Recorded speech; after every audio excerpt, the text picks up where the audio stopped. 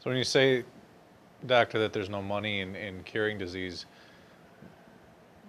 pharmacies, pharmaceuticals, do they perpetuate disease then, in your opinion? In everything I've seen, in all the autopsies I've done, and I've done several,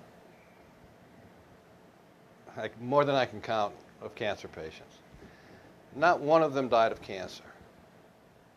Quote, cancer. Mm-hmm. They died of liver failure. They died of cardiac failure, renal failure, all due to chemotherapy.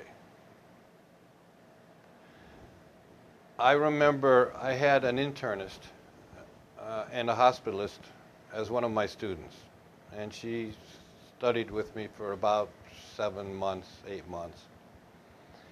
And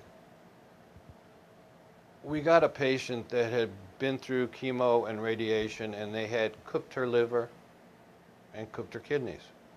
Her father had been a surgeon that had switched to psychiatry, and he called me up and he said, "Is there anything you can do for my daughter?"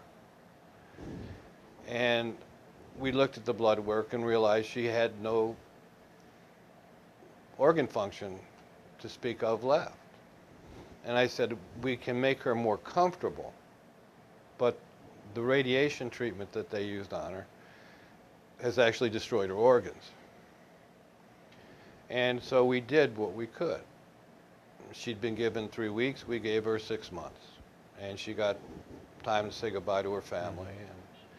But I remember walking into the office the morning after she passed, and this internist was sitting on the waiting room couch.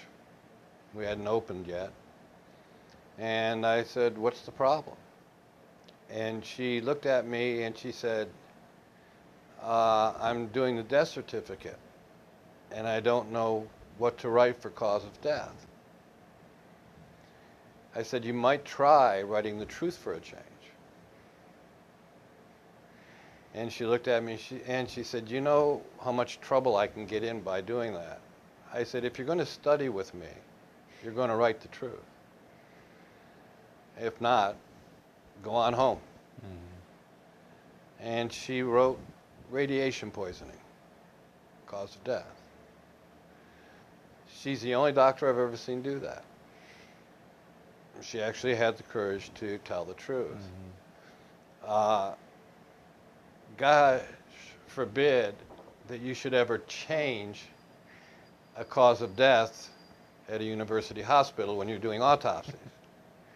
That will get you out of pathology faster than you can blink.